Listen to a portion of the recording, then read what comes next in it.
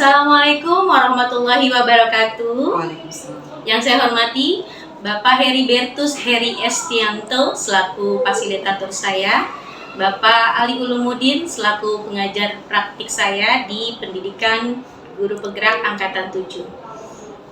Dan sekarang saya dengan rekan sejawat saya, Ibu Sukma Saridewi. Baiklah, kegiatan yang akan kami lakukan yaitu wawancara pra-observasi dalam rangka coaching supervisi akademik. Terima kasih.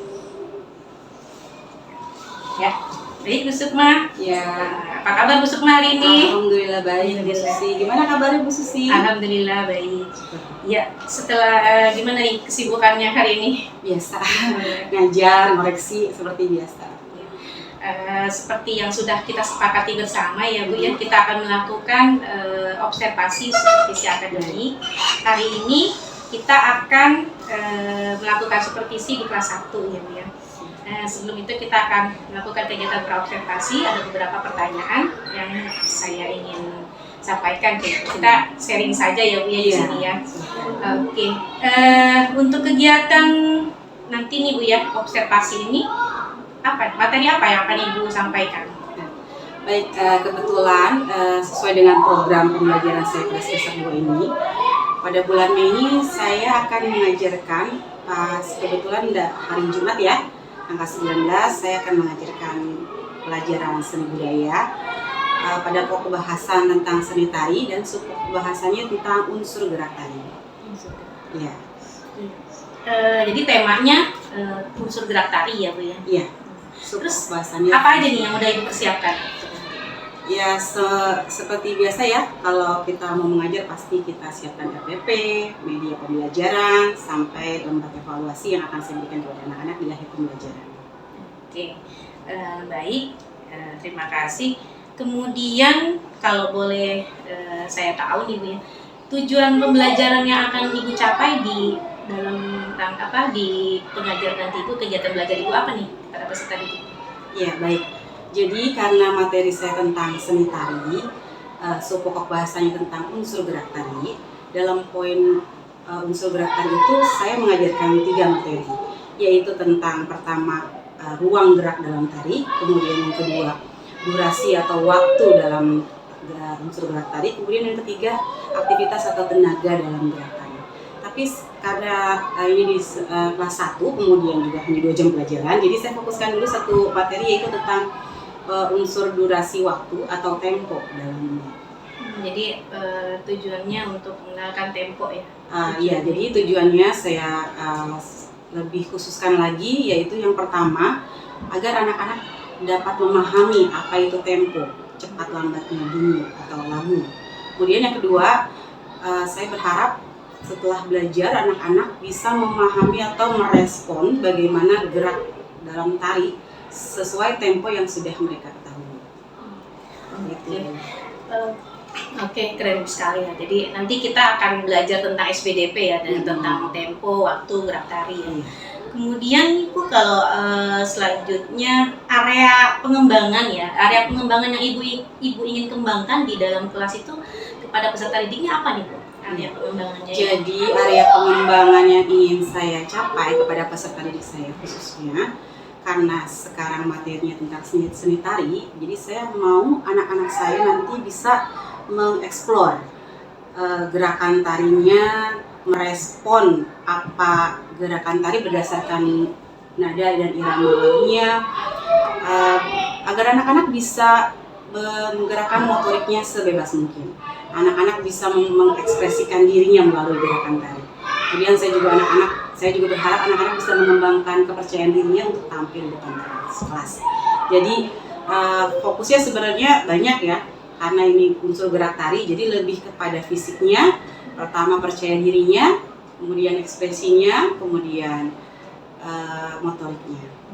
Luar biasa sekali ya Bu Sukma. Kemudian Bu, kalau boleh saya tahu lagi nih ya, nanti Ibu akan menggunakan strategi apa Bu dalam pembelajaran?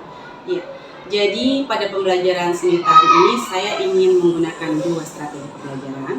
Yang pertama yaitu strategi pembelajaran kolaborasi, karena nanti di akhir pembelajaran saya akan memberikan anak-anak tugas kelompok. Jadi mereka bekerja sama, berkolaborasi dalam kelompok kecil, sehingga mereka bisa berkomunikasi dan belajar bersosialisasi dalam kelompok. Kemudian yang kedua, saya menggunakan strategi pembelajaran proyek, yaitu memberikan tugas dalam jangka waktu tertentu. Dengan memberikan tugas itu, saya ingin anak-anak menciptakan gerakan tari bersama teman-teman kelompoknya supaya tumbuh kemampuan berpikirnya, tumbuh keterampilan psikomotoriknya gitu. Jadi biar anak-anak bisa mengembangkan dirinya dengan baik dalam kelompok. Oke. Kemudian terakhir Bu ya, dari strategi area pengembangan. Terus media yang sudah Ibu siapkan apa Bu? Ya. Kalau dalam materi seni tari ini khususnya pasti yang berhubungan dengan properti tari. Jadi saya sudah siapkan media pembelajaran seperti kipas untuk properti tari atau selendang. Tapi lebih khususnya lagi bagaimana saya menerapkan atau menyampaikan materi kepada anak-anak. Saya kemas supaya anak-anak lebih menarik belajarnya, lebih semangat. Saya membuat PPT atau presentasi. Jadi saya menggunakan model pembelajaran multimedia dengan menampilkan slide berupa materi ataupun video pembelajaran yang saya harapkan anak-anak dapat tertarik sehingga antusias belajar, semangat, dan dapat memahami materi dengan baik. Oke, keren sekali. Terima kasih Bu Sukma ya, atas wawancara kita praobservasi nanti. Semoga nanti kegiatan belajar mengajarnya lancar ya, lancar, tidak ada kekurangan satu apapun dan anak-anak juga menjadi kondusif. Dan juga saya berharap semoga kehadiran saya nanti tidak menjadi beban ya, terbebani. Jadi kita karena saya juga belajar ya, karena saya juga belajar dari Ibu PNS senior saya juga di sini. Saya juga belajar dari sisi sebagai guru. Terima kasih. Jadi nanti kita sama-sama belajar. Jadi nanti kehadiran saya ya anggap aja tidak ada saya gitu.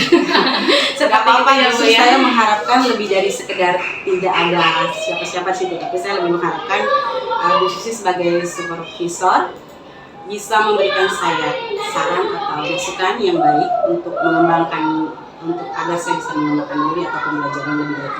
Baik, terima kasih, kita sama-sama belajar ya. Baik Bu, kita sudah persiapkan di kelas ya Bu ya. Baik, terima kasih. Demikian wawancara saya pra-observasi kegiatan coaching supervisi akademik di kelas 1. Mari kita lanjutkan di kelas untuk melakukan observasi. Terima kasih. Assalamualaikum warahmatullahi wabarakatuh.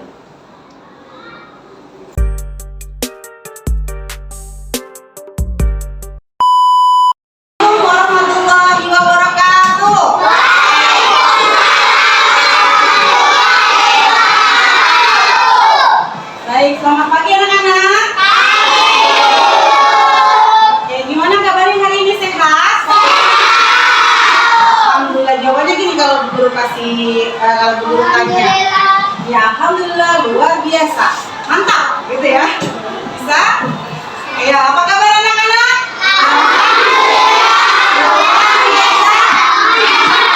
Oke, pinter. Baik, kita akan mulai pelajaran. Sekarang kita rapikan dulu meja dan kursinya ya. Yuk diluruskan nih meja kursinya ya, masih. Oke, sudah. Oke. Ya, Haifa. Sudah, silakan dulu. Terima kasih. Coba lihat kanan kirinya temannya, siapa yang tidak hadir hari ini? Siapa? Oh, Nasila. Kenapa Nasila? Ada yang tahu? Nasila tadi sudah izin dulu. Dia tidak masuk hari ini karena sedang sakit ya. Kita doakan supaya cepat sembuh. Baik anak-anak, sekarang kita mau belajar pelajaran seni budaya.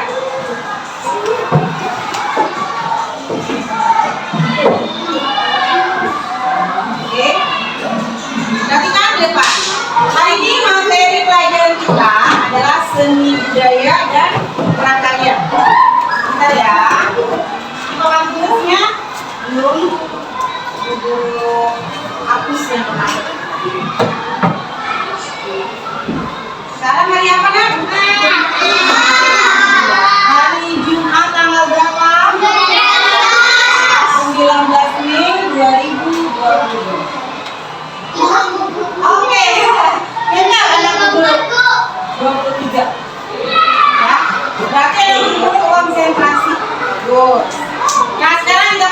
belajar.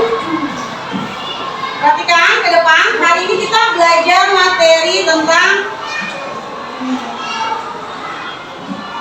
ya,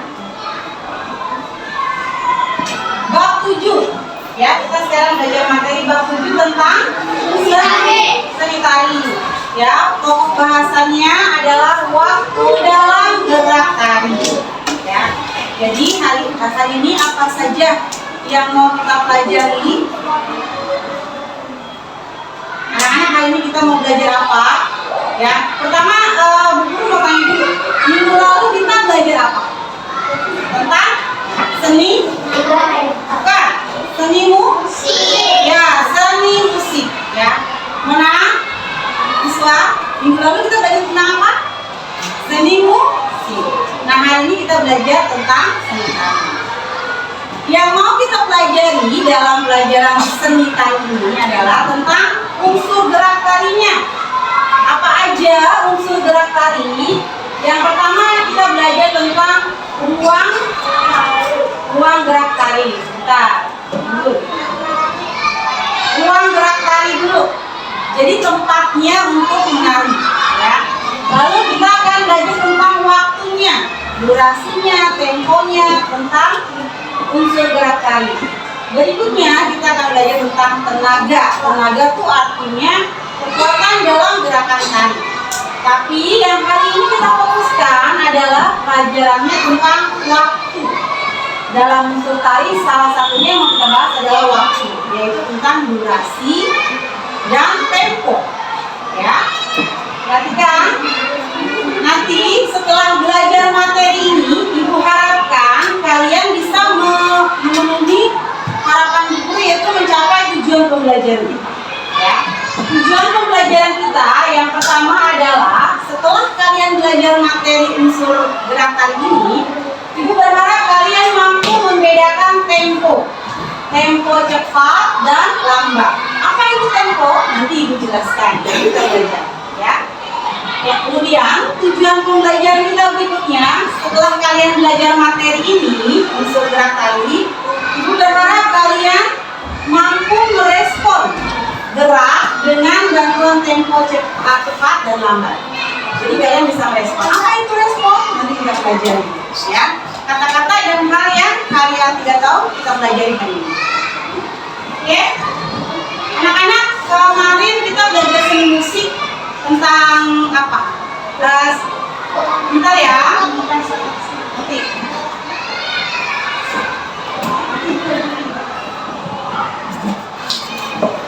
Jadi yang kemarin kita pelajari kan tentang seni musik. Ya, sekarang seni tari. Ada hubungannya antara musik dan tari. Untuk itu kalian harus paham, ya, perhatikan baik-baik. Siapa yang senang menyanyi? Siapa yang senang menyanyi? Suka? Hafiz? Suka lagu Hafiz? Suka lagu Padamu? Lagu pop? Oke, perhatikan di depan. Perhatikan lagu berikut ini, ya. Ibu ada teks lagu. Kebetulan ininya tidak nyambung gitu ya. Lalu Ibu lagi ada pelajaran dulu nanti ya.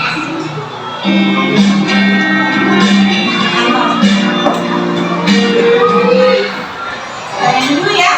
Tanya dulu tapi sebentar aja. Nanti waktunya udah cukup. Tahu lagu ini? Pernah dengar? Ya, coba nyanyi sama-sama ya.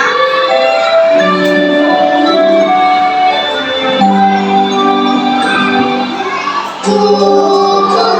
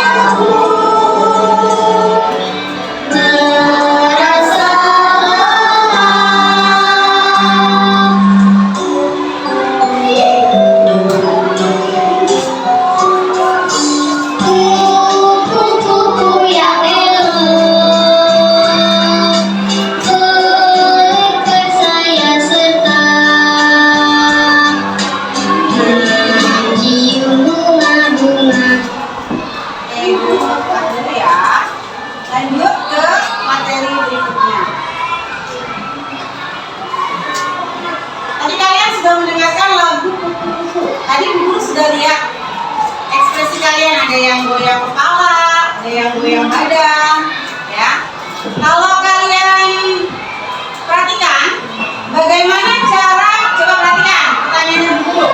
Bagaimana cara menggerakkan anggota tubuh sesuai dengan tempo dan irama lagu tersebut? Gimana cara kita menggerakkan anggota tubuh sesuai dengan tempo? Apa itu tempo? Lihat ke depan. Apa itu tempo? Siapa yang tahu? Apa tempo? Ingat. Lambat, cepat, irama. Hampir betul. Siapa yang lebih tahu? Lebih cepat sih? Cepat lambatnya bunyi atau cepat lambatnya sebuah lagu. Pintar. Pintar anak guru. Terima kasih Alika. Terima kasih Mas Eva. Ada yang? Jadi tempo adalah cepat dan lambatnya sebuah lagu, ya. Lalu ada lagi yang disebut irama. Siapa yang tahu irama? Apa? Tempo dan Irama sayang, bukan tempo. Ya, coba lihat cepat. Ya, irama itu adalah bunyi yang teratur, bahasanya yang lebih gampang seperti ini. Ya, bunyi yang teratur. Disebutnya irama. Nah, lalu lagu yang tadi kalian lihat, lagu kupu-kupu, kupu-kupu yang lucu. Kira-kira itu temponya apa? lambat. Ya? Lambat, betul, Hafiz. Tangan buat Hafiz, pintar. Jadi, lagu yang tadi kita dengarkan, kupu-kupu yang lucu itu adalah temponya lambat, ya. Kalau temponya lambat, otomatis gerakan badan kita pelan, ya, atau lambat, ya. Kemudian berikutnya perhatikan bagaimana cara kita menggerakkan anggota tubuh sesuai dengan tempo dan irama. Cara yang sesuai adalah dengan ketukan pada irama musik. Jadi kalau irama musiknya ketukannya teraturnya lambat, kita gerakannya lambat. Kalau lagunya cepat, lagunya rame, kita gerakannya cepat, ya. Kemudian lihat depan. Ketika irama panjang, gerakan tubuh kita dengan lambat. Ya, kalau lagunya panjang, gerakan tubuhnya lambat. Kalau ketika iramanya pendek, gerakan tubuh kita juga agak cepat atau bergantian. Ya. Berikutnya, apa saja gerakan tubuhnya? Bagaimana gerakan tubuh? Siapa yang tahu gerakan tubuh? Apakah Eva? Gerakan tubuh itu bentuknya seperti apa? Menggerakkan kepala. Menggoyangkan kepala, pintar. Menggerakkan kepala kanan, kiri.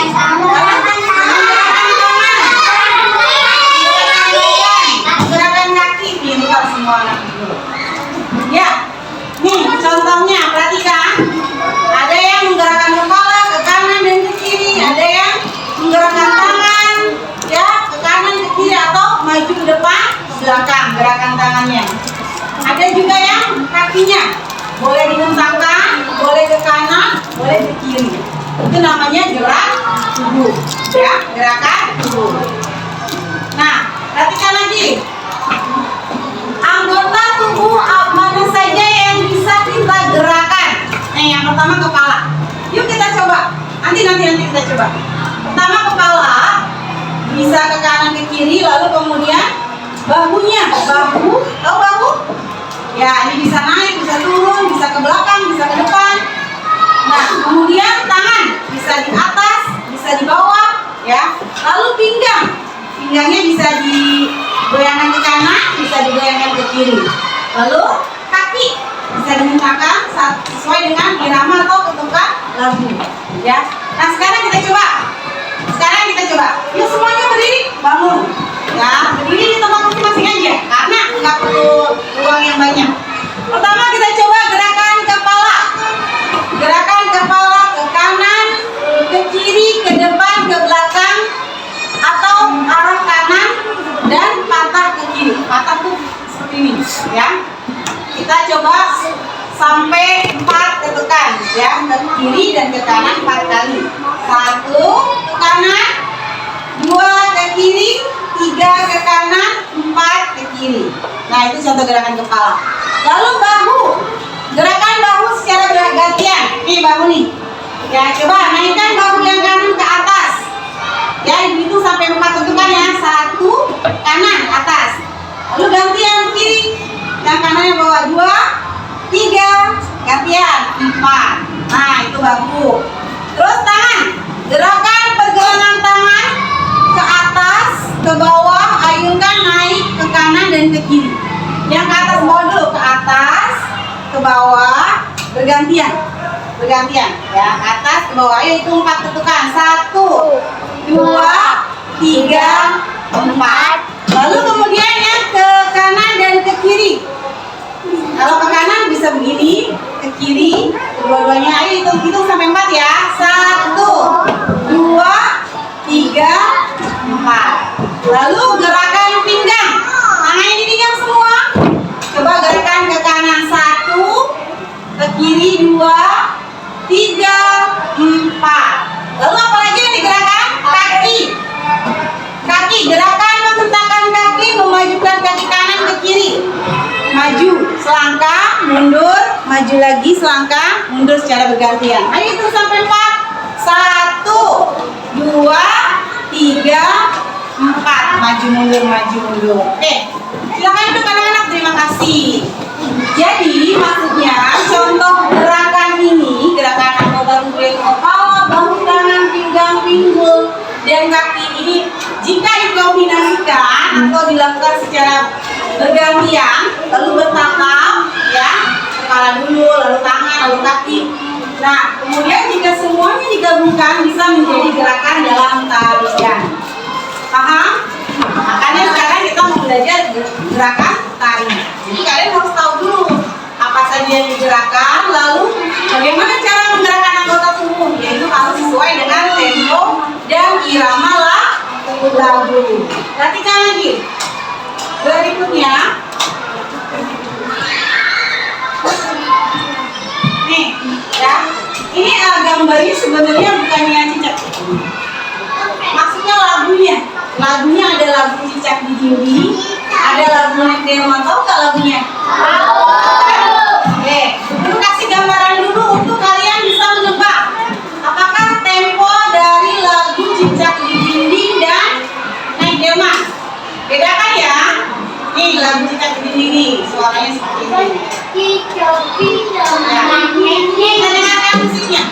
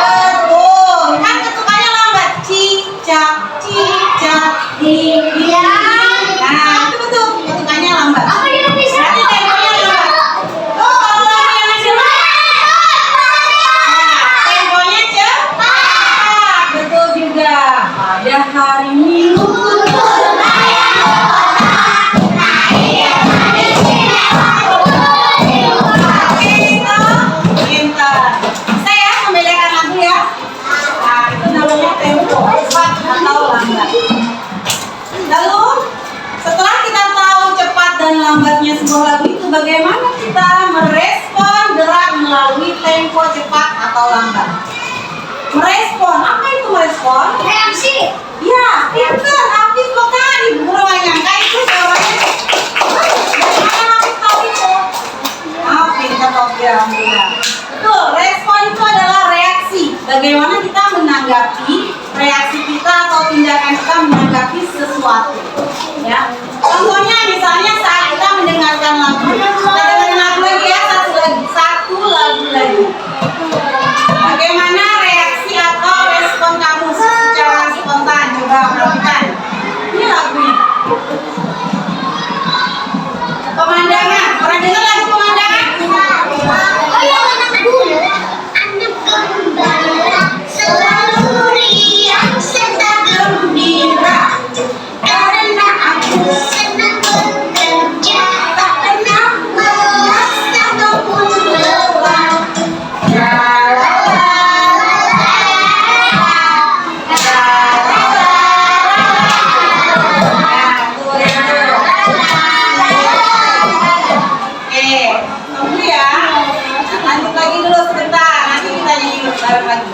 Jadi maksud guru, respon atau reaksi yang kita dengarkan, yang kita lihat saat kita mendengarkan lagu kesukaan. Pasti anggota tubuh kita ada yang mengikuti irama, bergerak. Entah itu menggelengkan kepala, tadi Bunda Fitri menggoyangkan tangan, Mona menggoyangkan kepala. Secara otomatis atau spontan atau secara tidak sadar, secara langsung ketika mendengarkan musik langsung bergerak. Itu namanya respon, reaksi yang spontan, yang langsung. Paham? Ya, harus tahu respon dan tempo karena itu tujuan belajar kita. Lalu kemudian perhatikan, apa tempo lagu ini? Tadi pemandangan. Lagunya temponya apa? Apa? Ya, cepat ya lagunya. Jadi saat orang mendengarkan musik kesukaannya, anggota tubuh mereka akan bereaksi melalui gerakan yang diulang-ulang. Gerakan kanan kiri kepalanya atau tangannya memukul meja, gerakannya diulang. Nah, jadi kalau kalian sudah bisa membedakan tempo dan menggerakkan lagu sesuai temponya, lalu kalian menirukan gerak dan berimajinasi untuk melakukan gerakan lainnya. Itu namanya kalian sudah bisa merespon sesuatu, baik itu lagu ataupun hal lain. Oke anak-anak, sampai di sini ada yang mau bertanya tentang pelajaran kita? Oke, sebelum ibu tutup atau memberikan evaluasi, kita refleksi lagi ya, apa yang sudah sejauh mana pemahaman kalian tentang materi yang kita pelajari hari ini. Tadi hari ini kita belajar apa nak? Seni budaya tentang materi apa? Ya, lebih maksudnya lagi materinya tentang tempo. Pintar Mona. Siapa yang tahu tempo? Ya, apa tempo tadi? Cepat dan lambatnya lagu. Nah, lalu yang satu lagi ini respon. Ya, respon adalah reaksi. Reaksi yang mendadak.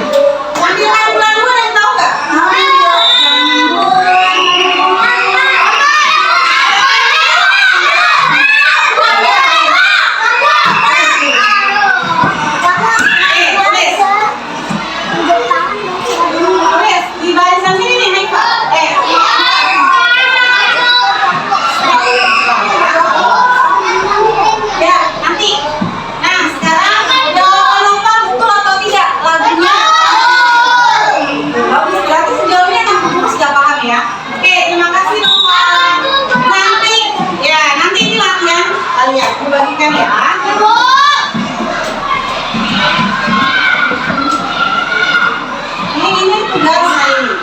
PR-nya sudah Ibu kasih tahu. Nah, sekarang kerjakan tugas kalian. Itu ada yang jatuh. Apa?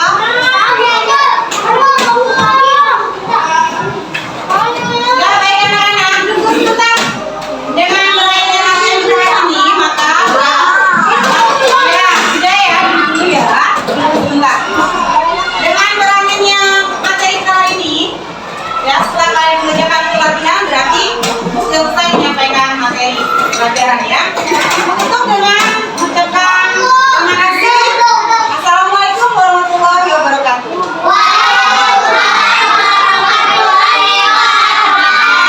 Udah ya, sekarang kita mau olahraga.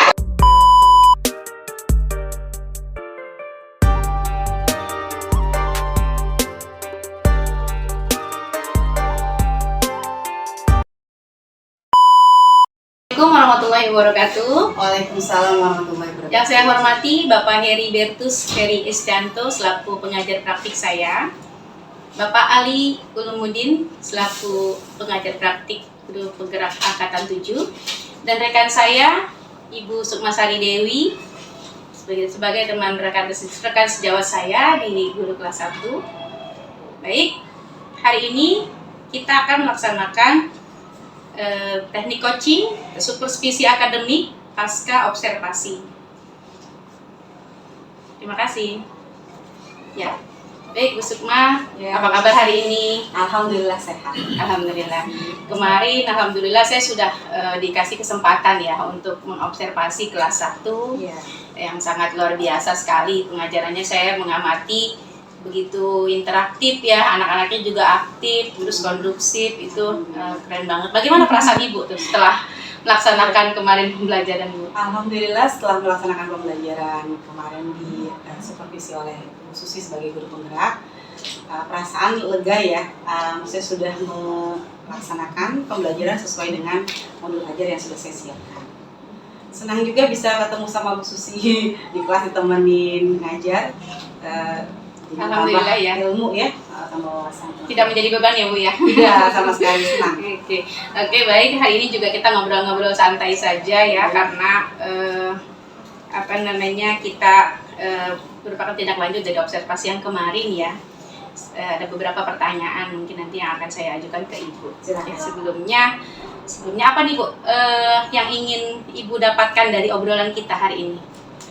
Alhamdulillah saya menambah pengalaman ya, karena ada teman rekan sejawat sebagai guru penggerak yang banyak ilmunya, terutama tentang kurikulum merdeka, banyak ibaratnya mengajarkan saya hal-hal yang saya belum ketahui tentang kurikulum merdeka khususnya. Selain menambah pengalaman, juga menambah ilmu buat saya sendiri yang bisa kita teruskan nanti ke teman-teman. Ya, itu aja. Oke, alhamdulillah ya Bu ya. Menurut Bu Sukma, untuk kegiatan kemarin, apakah pembelajaran kemarin itu sudah tujuan pembelajaran yang Ibu capai itu apakah sudah terpenuhi? Menurut saya, dilihat dari respon anak-anak ketika saya menyimpulkan atau merefleksi pembelajaran di akhir pembelajaran, banyak anak-anak yang merespon jawaban saya. Seperti misalnya contoh terakhir kita tanya jawab soal materi, sebagian besar anak-anak alhamdulillah sudah bisa menjawab pertanyaan. Jadi dapat dikatakan tujuan pembelajaran saya sudah tercapai. Namun sebenarnya belum maksimal, belum 100% saya lihat. Karena sebagian kecil dari peserta didik saya masih ada yang belum bisa menjawab atau terdiam ketika kita menyimpulkan. Tapi bukan berarti mereka itu tidak paham ya kan? Karena mungkin mereka kurang berani menyampaikan pendapatnya atau idenya. Jadi terlihat tujuan pembelajaran saya itu kurang lebih hanya tercapai 90%. Karena sebagian kecilnya anak-anak yang belum bisa mengungkapkan. Kita akan ketahui itu setelah kita melakukan evaluasi atau memberikan tugas. Jika dalam rentang nilai anak-anak mendapatkan nilai di atas KKM, baru kita bisa menentukan tujuan pembelajaran itu 100% atau tidak. Mungkin menurut saya seperti itu. Oke. Baik Bu, jadi menurut Ibu sudah tercapai ya, cuma memang ada beberapa anak yang memang kurang mengeksplor gitu ya, atau kurang berani untuk mungkin tampil, mengungkapkan pendapatnya juga gitu ya. Menurut Ibu itu kenapa? Faktor apa gitu? Faktor ketidakberanian dari siswa tersebut tadi yang sekian persennya ya sisanya itu menurut Ibu tuh kenapa gitu, disebabkan oleh faktor apa yang Ibu amati? Iya, kalau mengajar anak-anak secara klasikal, begitu banyak ya siswa saya kan 32. Tentu kita tidak bisa menilai secara langsung, oh misalnya ini anak faktornya tidak berani karena apa ya. Jadi memang kita harus melakukan pendekatan dulu ya, mungkin lebih khususnya biar lebih tahu bagaimana atau latar belakang kenapa anak saya kurang berani tampil ya. Tapi kalau menurut saya pengamatan sebagai guru sehari-hari yang mengetahui karakter anaknya, jadi mungkin banyak faktor ya, salah satu anak tuh berbeda dengan anak yang lain. Jadi misalnya satu anak tidak percaya diri karena memang dari latar belakang keluarganya selalu tertutup. Mungkin satu anak lagi tidak percaya diri karena memang anaknya pemalu. Atau satu lagi tidak percaya diri karena memang anaknya tidak bisa atau tidak paham. Jadi banyak faktor nih nanti mungkin kita pelajari lagi. Oke. Dari faktor-faktor tersebut berarti Ibu nanti akan menindaklanjutinya ya Bu ya. Tapi kalau boleh saya tahu tuh rencana Ibu atau ide atau gagasan yang Bu Sukma ingin lakukan gitu, langkah-langkahnya tuh kedepannya seperti apa nih biar anak yang tadi tidak berani tampil atau tidak bisa mengemukakan pendapatnya itu bisa jadi lebih baik. Itu ide atau langkah-langkah apa yang udah Ibu persiapkan? Iya, baik.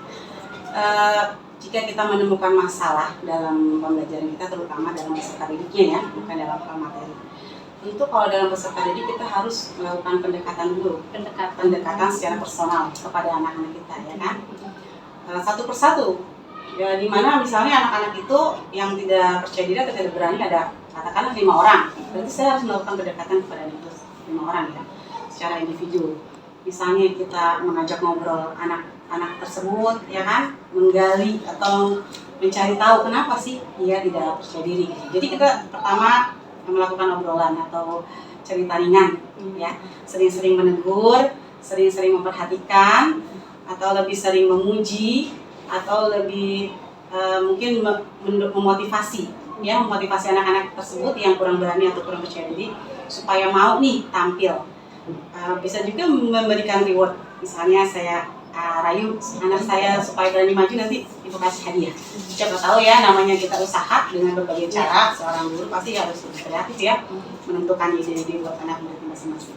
Selain itu, saya mencoba melakukan pendekatan atau komunikasi dengan orang tua murid ya. Karena orang tua murid di sini sangat berperan membentuk karakter anak di dalam lingkungan keluarga, ya kan? Jadi kita panggil orang tua yang bersangkutan, anak-anak tersebut, kemudian kita obrolin atau komunikasi dengan orang tua murid tentang kekurangan anaknya mereka terkait dengan kepercayaan dirinya. Jadi kita gali dulu latar belakang keluarganya melalui orang tuanya, lalu kita kasih saran dan pendapat. Menurut kita sebagai guru, kita berikan pendapat kepada orang tua murid yang bisa dilakukan orang tua murid di rumah. Misalnya, saya kasih saran kepada orang tua murid supaya lebih membangun kepercayaan diri anaknya, lebih dengan komunikasi yang baik. Ya, misalnya orang tua diminta anaknya berani tampil nih, baca puisi atau berani ngobrol diskusi sama orang tua. Jadi kan dengan sedikit-sedikit kepercayaan dirinya akan bertambah. Kurang seperti itu ya. Luar biasa sekali Bu Sukma ya, langkah-langkah atau ide-ide kekuatan yang ada dalam diri Ibu guru sangat luar biasa ya.